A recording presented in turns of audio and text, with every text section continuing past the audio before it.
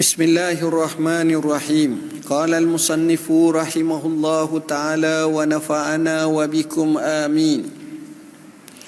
Iza ra'aita 'abdan aqamahu Allah ta'ala biwujudil awrad wa adamahu 'alayha ma'a tulil imdad fala tastahiquna ma manahu maulaka li'annaka lam tara 'alayhi simal 'arifin wala bahjatal muhibbin falaula waridun ma kana wir. Jika engkau melihat seorang yang ditetapkan oleh Allah dengan menjaga wiridnya dan sekiranya tidak juga menerima kurnia keistimewaan daripadanya setelah lama ia menjaga wirid, maka janganlah engkau meremehkan pemberian Tuhan kerana belum terlihat padanya tanda orang arif atau keindahan orang yang cinta kepada Allah. Hal ini sekiranya tidak ada wirid, tidak ada warid kurnia, maka tak mungkin adanya wirid.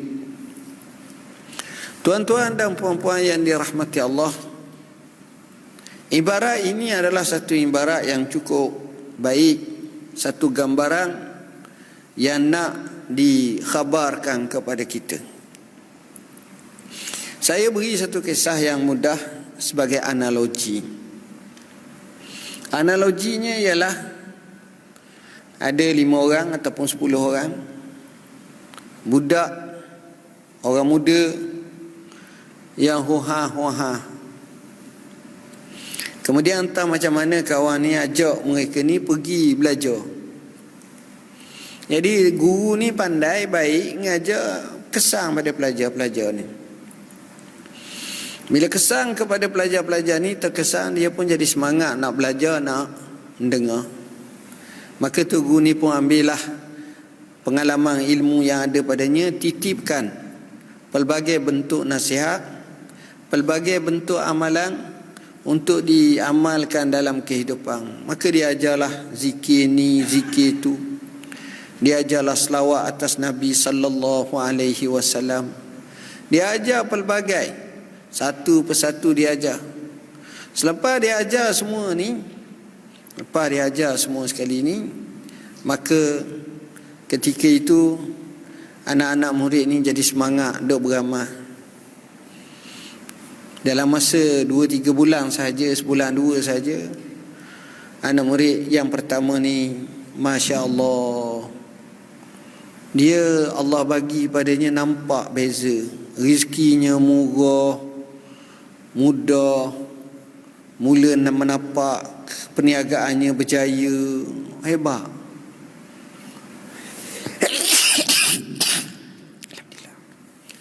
Yang kedua, tak nampak apa lagi, dia seorang jadi. Lepas pada tu, yang kedua pula berlaku, naik. Kemudian yang ketiga pula naik, yang keempat pun naik, yang kelima naik, sampai seorang dia tak naik. Dia masih macam tu lagi, duk semayang, duk ibadat, duk semayang, duk ibadat, duk zikir. Ni kawan-kawan ni naik habis dah ni. Oh ni jadi ni, jadi ni. Dia tetap macam tu. Kesilapan pertama apabila hak yang berlaku naik ni semua ni, dia duk kata hak tu tengok, tak dapat apa-apa. Sebenarnya orang yang terakhir tadi yang tak naik apa-apa, tapi dia boleh istiqamah dengan wirid dia, dengan zikir dia, dengan ibadat dia. Sebenarnya itulah warid ataupun kurniaan Tuhan padanya. Berapa ramai kita temu orang-orang yang hebat, pada masa awalan hidup mereka ini mereka tak hebat. Mereka kaki masjid, kaki surau. Tapi selepas daripada hebat ni, dengan kekayaan yang melimpah, dengan kedudukan yang hebat, masjid pun dia tak kenal. Payah nak pergi masjid. Bila dia temu dengan Tok Iman, dia kata, Allah man, anda ingat boleh datang masjid seminggu sekali, sebulan sekali pun payah. Mujur datang hari raya, hari raya pergi masjid. Contohnya. Jadi apa nak gambarkan, kawan-kawan yang telah dapat kaya ni, seumpama ni nombor satu sebelum sampai akhir tadi tu, kalau dia berhenti dan dia syok pada gitu, dia setakat tu je. Sebab pada masa itu nampak kita tak boleh macam tu. Dapatlah macam mana pun hubungan dengan Tuhan makin kuat. La in syakartum la azidannakum. Kalau kamu syukur, aku akan tambah. Bila tambah ni maknanya dia tak kata apa. Kita syukur, dia tambah. Lagi syukur, dia tambah. Lagi kita syukur, lagi dia tambah. Kalimah syukur tu bukan maknanya semayang je. Taat pada Tuhan, zikir pada Tuhan, ibadat pada Tuhan, buat baik, nak jadi lebih baik. Kita cuba. Kita ni tak maksum, tuan-tuan. Saya kecil kesahkan, sehebat mana kita pun kita tak maksum. Yang maksumnya Rasulullah sallallahu alaihi wasallam. Jadi bila dah buat macam tu, kemungkinan besar Allah akan jadi orang yang macam ini. Allah bagi rezeki dari sudut lain, sudut kesihatan dia, sudut ketenangan dia, sudut kepuasan hidup dia.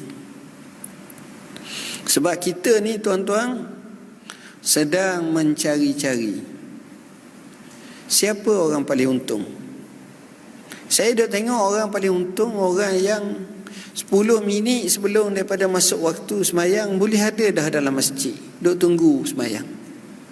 Ini intizarus salah ba'da salah, tunggu salat. Kita tak boleh buat itu. Yang herannya orang yang peceng pun tak boleh buat. Orang tak peceng memanglah, sebab mereka tidak mengagendakan dalam hidup dia untuk buat macam tu. Mereka tengok ni nikmat ni, tuan-tuan, nikmat. Kerana tanyalah mana-mana orang kaya, orang yang penuh berpangkat besar, tapi bila dia boleh ada dalam masjid, selepas dia melalui fasa-fasa hidup dia, dia akan kata inilah paling seronok. Kadang-kadang dia tengok anak-anak muda duk bercakap di luar tempat minum air, hamba baru balik daripada London tadi. Hebat Syekh, Newcastle gini. Kawan tu London pergi 855 kali dah. Sepanjang hidup dia 855 kali pergi London. Kita baru pergi sekali ni, cakap Syekh hebat Syekh gini, dia senyum. Tak kata apa. Tengok, dia kata aku pergi perhati pula. Dia perhati 650 kali. Dia ke Itali tak banyak lah, baru 400 kali je. Contohnya Mekah 6 kali. Mekah dah banyak jalan, dia slow-slow kan. Ada orang macam tu, dia tengok tu kawan ni, ni seronok sangat cerita, tapi dia puas hati duduk masjid, sembahyang, zikir pun lama, ibadat pun lama. Tengok, dia akan dapat. Yang dapat seperti ini nikmat Allah yang Allah bagi kepada orang-orang yang tertentu sahaja. Allah bagi padanya taufik dan hidayah. Allah bagi kepadanya lazzatul ibadah. Allah bagi padanya lazzatul ta'ah. Dia rasa seronok sangat tak. Kita pada pekian kita, apalah dia buat kerja macam tu, lambat, slow, ibadat, tak apa ni. Kita akan cuba query satu. Tapi sebenarnya dia berada pada satu kedudukan yang luar biasa. Ini gambaran. Kalau dia diberi oleh Allah untuk teruskan ibadat, dia dapat kekal.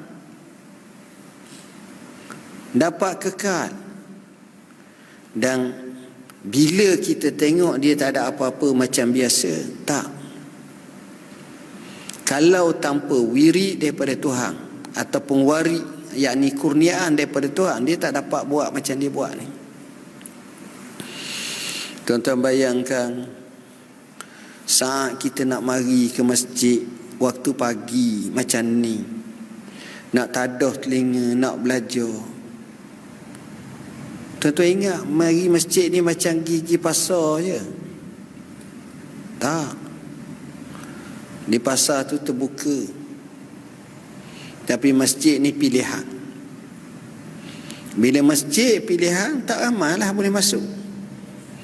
Oleh kerana itulah sewajarnya kita ambil kesempatan dalam usia yang berbaki pada kita ni, kita cuba jadikan diri kita ni sentiasa doa beramal, doa ibadat kepada Allah Subhanahu Wa Taala. Cuma dalam bab amalan-amalan tertentu, biarlah kita cari guru yang benar-benar faham, yang dekat dengan sunnah Nabi sallallahu alaihi wasallam, yang kata orang tidaklah membuat dakwah yang pelik-pelik. Biarlah yang kita rasa hati kita ni tak gusar. Kadang-kadang kalau gusar tu payah. Ada sahabat tu datang kat saya mengadu. Dia kata tu, ada orang tu dia ikut ajaran zikir pada Tuhan, bagus. Dia zikir ni daripada malam sampai pukul 4 pagi, pukul 3 pagi baru sudah. Jadi orang yang ikut zikir ni pun rasa seronok lah zikir puah. Sebab belum ada ni tak sampai main ni 10 minit, 5 minit sudah ni. Sampai 3-4 pagi baru sudah. Balik rumah. Sepas balik rumah tu loleh-loleh tidur. Tidur tu kadang-kadang bangun pukul 10 pagi, 11 pagi. Pukul 12 pagi, 12 tengah hari. Bila bangun tu tak sembahyang subuh lagi. Lepas tak sembahyang subuh tu barulah sembahyang subuh. Sudah sembahyang subuh, lepas ni pergi ngadu Tok Guru. Tok Guru macam mana ni, saya ni gini-gini. Tok Guru kata zikir kamu semalam itu mengkifaratkan dan menghapuskan solat subuh kamu tu, tak apa. Tuan-tuan, dari segi fiqahnya, yang fardu adalah utama, solat adalah utama. Maknanya kita boleh sembahyang subuh, kita tak boleh sembahyang malam, tak sempat tidur ke apa, tak apa. Tak apa tu maknanya itu orang okey dah tu. Tapi kalau boleh sembahyang malam tapi sembahyang subuh tak okey lagi tu. Dia hak fardu ni dari segi fiqh aulawiyat, hak fardu tu kena buat dulu, kena utamakan. Jangan kita gadaikan apa yang menjadi fardu tu sebagai halangan, kerana kita nak buat yang sunat-sunat biasa yang akhirnya kesannya tak comel lah pada diri kita. Contoh seperti ini juga berlaku kadang-kadang kepada orang yang biasa. Dia nak menuju kat Tuhan ni, tuan-tuan, makin kita hebat, makin kita banyak, makin kita rasa ada lagi. Ada orang tu dia rasa seronok dah sampai situ. Ada orang tu tak nak ke depan lagi. Ada orang tu tak nak gini. Ini menuju pada Tuhan. Macam harta tau. Ada orang tu kata cukup dah. Ada orang tu kata nak lagi. Ada orang tu kata nak, kena usaha biar banyak lagi. Kena lagi. Macam-macam tekad. Yang paling afdalnya adalah, yang paling baiknya adalah orang yang mana dia sentiasa nak ke depan, sentiasa. Maksud saya, kalau akhirat pun macam tu, nak saja. Terus ngaji, terus ni. Dan kita kena teroka yang terbaik akhirnya masalah ilmu dan makrifah. Teroka yang terbaik masalah hati, masalah jiwa. Masalah bagaimana kita nak bongkarkan hati kita daripada segala sifat-sifat mazmumah ni, nak masuk sifat-sifat mahmudah. Macam mana kita nak jadikan jauh lebih baik lagi, lebih soleh lagi, lebih takwa lagi, lebih warak lagi, lebih kuat lagi beramal. Kita kena fikir semua. Itu cara dalam Islam. Bila kita betul macam tu, insya-Allah makin betul. Ini yang kita nak. Bayangkan tuan-tuan, kalau kita tengok orang-orang saleh, kita tengok orang-orang yang hebat, kita tengok hidup dia tu daripada bangun pagi sampailah tidur balik penuh dengan rasaan pahala diberi kepada dia. Itu hebatnya, sentiasa dapat pahala. Tapi ada orang tu bangun saja tidur tu penuh dengan dosa lalu dah. Start wasak, maki dulu orang, kata dulu ke orang, lepas tu bergiang. Jadi hatinya tak ni. Kita kalau boleh betul lah, kena betul hati balik, tengok balik, semak balik. Selalu astaghfirullahalazim wa atubu ilaih, astaghfirullahalazim wa atubu ilaih. InsyaAllah dia akan jadi baik dan dia akan jadi sebaik-baiknya. Saya sekadar itulah yang dapat saya sampaikan pada hari ini.